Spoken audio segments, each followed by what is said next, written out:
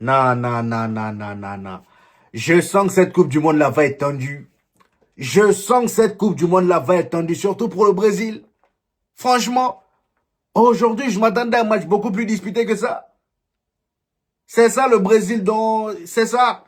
S'il vous plaît, les gars, allez-y dire à notre cher Don Carlos qui n'est plus au Real Madrid. Franchement, le Brésil que j'ai vu aujourd'hui, c'est pas le Brésil que moi je connais. Franchement, même le Brésil de la dernière Coupe du Monde que certaines personnes qualifiaient comme étant l'un des pires Brésil, eh ben, je veux pas comme ça. Il jouait mieux qu'aujourd'hui. En même temps, j'ai envie de dire, c'est Don Carlos qui est l'entraîneur. À quoi on s'attendait? Franchement, le Rarambola à l'état pur. On a eu l'habitude au Real Madrid. Je sais même pas pourquoi ça m'étonne.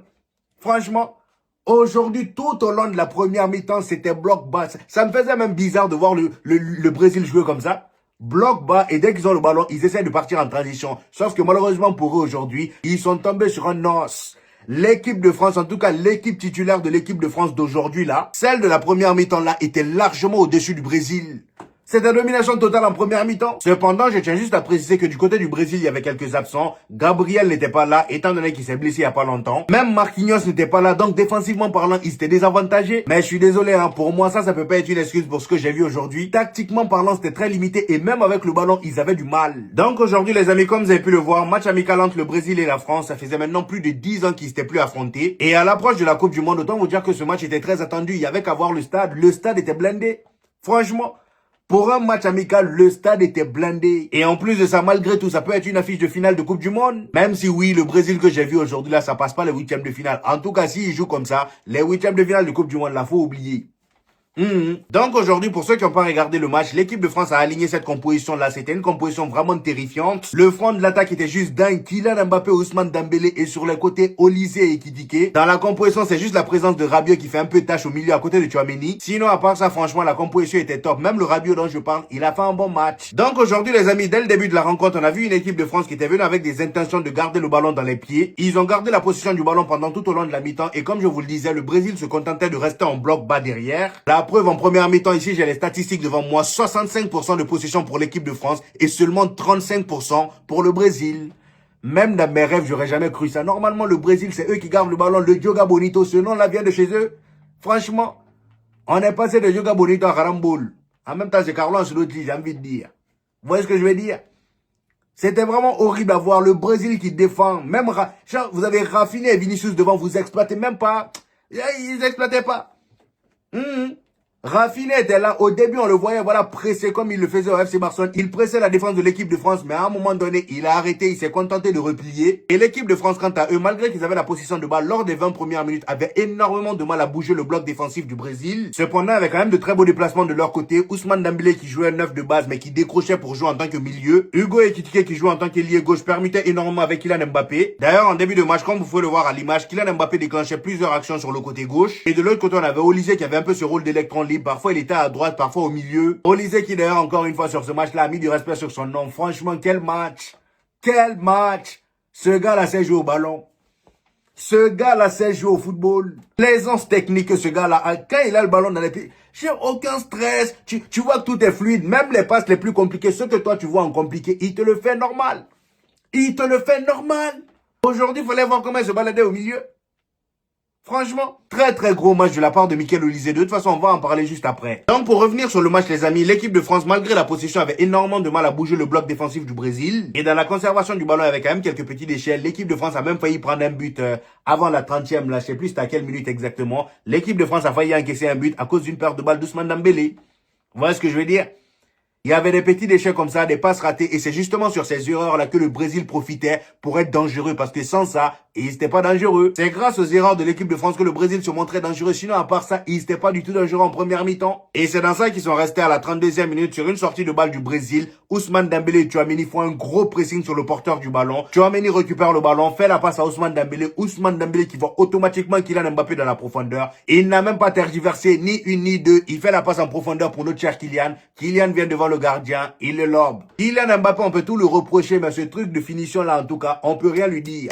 Voilà, s'il y a bien une chose sur laquelle on peut pas discuter avec lui, c'est la finition. Il est chirurgical. Le gars, il vient, il claque le premier but et à partir de là, moi, dans ma tête, la France allait enchaîner avec d'autres buts. Eh ben non, la première mi-temps s'achève sur ce score de 1-0 pour l'équipe de France. La deuxième mi-temps arrive et je sais pas pourquoi, je sais pas quelle consigne, comment elle s'appelle, Deschamps a donné à ses joueurs. Mais d'un coup, ils sont passés d'une équipe qui mettait énormément d'intensité sur le jeu, qui pressait énormément, qui jouait haut, à une équipe, voilà, qui laissait jouer le Brésil.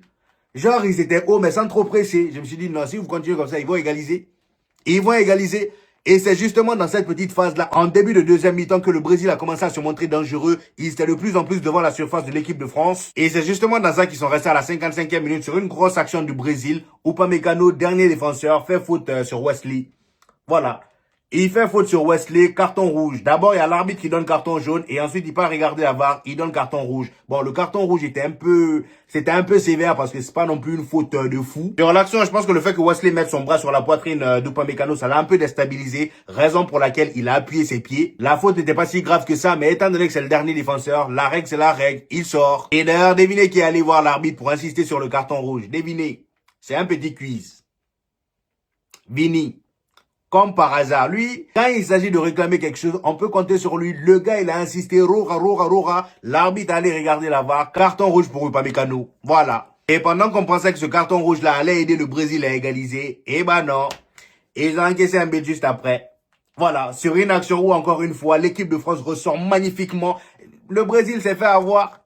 Étant donné que la France a eu carton rouge, ils ont commencé à sortir. Eux qui étaient en bloc bas de base en première mi-temps, ils ont commencé à se faire attirer. Voilà, petit à petit. Et c'est là ils sont fait avoir. Olysée sort sur une magnifique action de l'équipe de France. Il sort avec le ballon. Ekitike déclenche un appel en profondeur comme Kylian Mbappé. Exactement comme le but de Kylian Mbappé. Olysée fait la passe. Ekitike devant le gardien. Lui aussi, il lobe. 2 buts, 2 lobes. 2 buts, 2 lobes. La France joue contre le Brésil. Hein. Là, on parle du Brésil. Est-ce que vous vous rendez compte? C'est plus le même Brésil qu'on a connu. Franchement, Dioga Bonito est passé où? Hein? Hugo Ekitike claque le deuxième but à 10 contre 11. Pendant qu'on pensait que le Brésil allait égaliser avec ce carton rouge-là. Eh ben non. Voilà. Olysée passeur décisif dans un match où il a été impeccable. Attention Olysée, hein, pour le ballon d'or, il va falloir commencer à ouvrir le dossier. Parce que là, on est là, on parle, on rigole, on parle des autres joueurs là. Kylian Mbappé, Vinicius, Valverde. Olysée aussi est là. Faut pas l'oublier. Si vous regardez, là, il risque même de battre le record de passes décisives dans une saison en Bundesliga ou avec le Bayern, je ne sais plus quoi. Mais en tout cas, il risque de briser un gros record de passes décisives. Vous voyez ce que je veux dire? Il est juste trop bouillant et je pense qu'en équipe de France, ça est, hein, sa place est verrouillée, c'est titulaire indiscutable. Bref, juste après le but d'Hugo Ekitike, il est remplacé. Il y a Didier Deschamps qui commence à faire voilà des changements. Il y a N'Golo Kanté qui rentre, Tchouaméni sort, on a Ousmane Dembélé qui sort, Kylian Mbappé qui sort. À partir de là, moi, je savais que voilà le match allait être éclaté. Le Brésil a commencé à prendre le dessus. Voilà, ils ont commencé à enchaîner les occasions. Jusqu'à la fin, les amis, le Brésil tentait. Vinicius a même failli égaliser sur une grosse action là. Il passe devant les cages. Il est passé devant les cages, il a effleuré le ballon, mais malheureusement, il a mal pris. Résultat final, 2 buts à 1. Voilà. Carlos Ancelotti, ressaisis-toi, commence à apprendre à jouer au football. Là, t'es au Brésil. T'es plus au Real Madrid, mon ami. Franchement, commence à jouer un peu. T'as Rafinha devant. T'as Vinicius devant. T'as Cunha, Endrick, Joao, Pedro. Il faut quelqu'un pour les alimenter. Aujourd'hui, on voyait même pas ça. Leur milieu, on dirait, c'était que voilà, je vois Casemiro, il y a aucun créatif. Vous voyez ce que je veux dire? Franchement, c'est dommage. Hein. Il faut qu'il se réveille parce que là, bientôt la Coupe du Monde. Ramenez Neymar s'il faut. Et même avec Neymar, est-ce que ça va être meilleur? Neymar, en fait, oublions ce gars-là. Le gars, il est trop fébrile. Il est trop fébrile. Pour moi, c'est pas une valeur sûre. Même si tu le ramènes, tu peux pas le mettre titulaire. Lui, un seul match seulement, je le souhaite pas, mais j'ai peur qu'il se reblesse. Imaginez, vous le ramenez dès le premier match de Coupe du Monde, il se blesse. Vous voyez? Ça coûte déjà une place à quelqu'un d'autre. C'est une place que quelqu'un d'autre aurait pu prendre. C'est ça la grosse inquiétude avec Neymar. Bref, voilà les amis, c'était juste une petite vidéo pour vous parler un peu de ce match-là. Voilà, il n'y avait pas de débrief qui était prévu. Mais j'ai quand même voulu vous en faire un pour vous tenir informé pour ceux qui n'ont pas regardé le match. Dites-moi en commentaire ce que vous en pensez. J'hésiterai pas à vous reprendre comme d'habitude. N'oubliez pas le petit pouce bleu qui fait toujours plaisir les gars. Ça aide au référencement. Pour tous ceux qui viennent de découvrir cette chaîne, ici on fait des vidéos débriefs des matchs du FC Barcelone et du Real Madrid. Et quand il n'y a pas de match, on fait des vidéos actualité ou des vidéos sur les équipes nationales comme celle-ci. Donc abonnez-vous pour ne rien rater et on se dit au prochain épisode les gars. Peace!